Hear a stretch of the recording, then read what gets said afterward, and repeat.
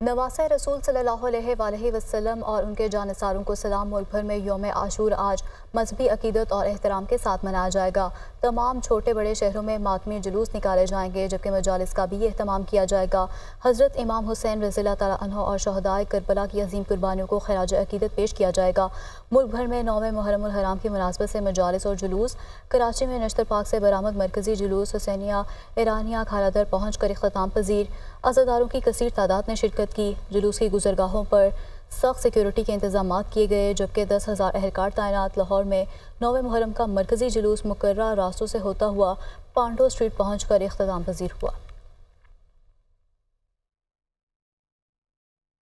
कि तय करना होगा कि आइन के आर्टिकल 17 के तहत सियासी जमात किसे कहते हैं। क्या जानबूझकर मुल्क की तरक्की और खुशहाली को नुकसान पहुंचाने वाले ग्रुप को आर्टिकल 17 के तहत सियासी जमात का इस्तेहकाक है?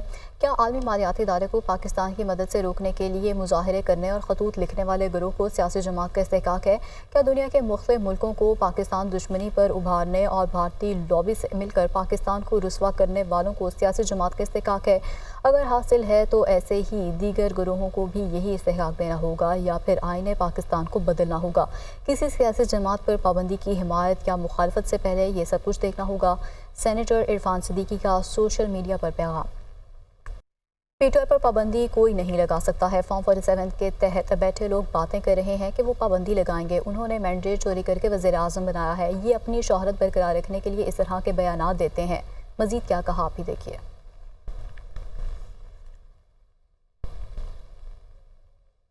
सकता ये तो कोई बात ना हुई।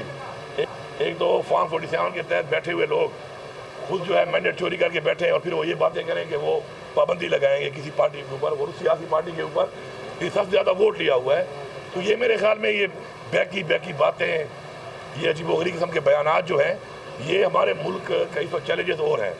आप ये बताओ कि आपसे पेट्रोल की कीमतें आपसे कंट्रोल नहीं हो रही, डॉलर आपसे कंट्रोल नहीं हो रहा, मईशत आपसे कंट्रोल नहीं हो रही, आपसे महंगाई कंट्रोल नहीं हो रही, आपसे अमन अमान कंट्रोल नहीं हो रहा, आपसे सूबे के जो माशी हालात हैं वो कम कंट्रोल नहीं कर पा रहे, और दिन ब दिन आपका जो है सूबाई हुकूमतों को भी पैसा नहीं दे रहे। आप अपना जो हमारा राइट है, हमारी जो लाइबिलिटीज़ हैं, फेडरल गवर्नमेंट खुद भी कुछ नहीं कर पा रही है, तो उन पे फोकस करें।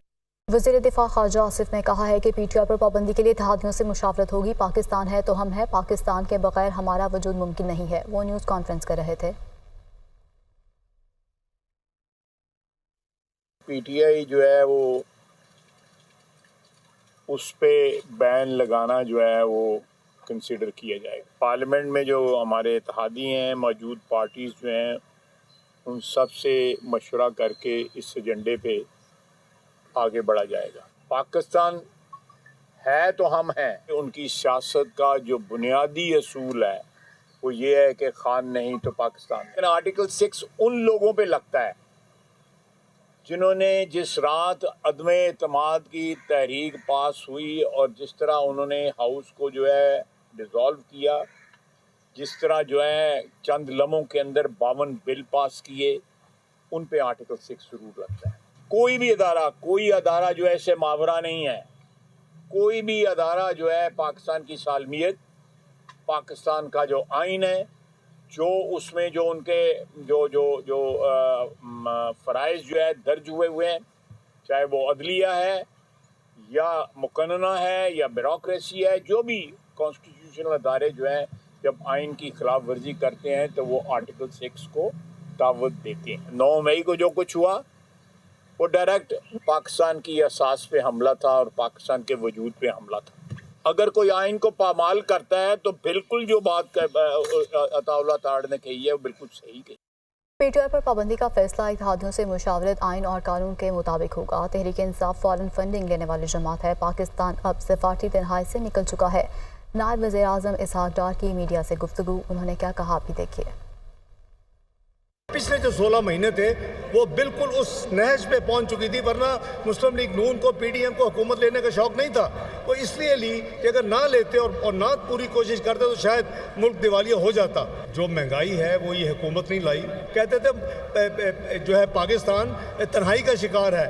آج دیکھیں کہ ہر جو بڑی قوت ہے، جو بڑے ممالک ہیں، وہ پاکستان کے ساتھ اپنے سفارتی یعنی تعلقات کو بھرپور طریقے سے ان کے ساتھ ہو رہے ہیں. ایک ای سی پی کے پاس سارا ثبوت موجود ہے کہ وہ فورن فنڈڈ جماعت ہے، اور صرف مسلمانوں نے نہیں دیے، پاکستانیوں نے، اس میں یہودوں نے، عیسائیوں، بہت لوگوں نے پیسے دیے ہوئے ہیں. یہ ایک حقیقت ہے جس کو کوئی جھٹلا نہیں سکتا. جو ہمارے اتحادی ہیں ان سے مشورہ ہوگا اور قانون آئین کے تحت ہوگا. یہاں جو قانون آئین کے خلاف جو فیصلے ہوتے ہیں سیاسی، ویسا کوئی فیصلہ نہیں ہوگا.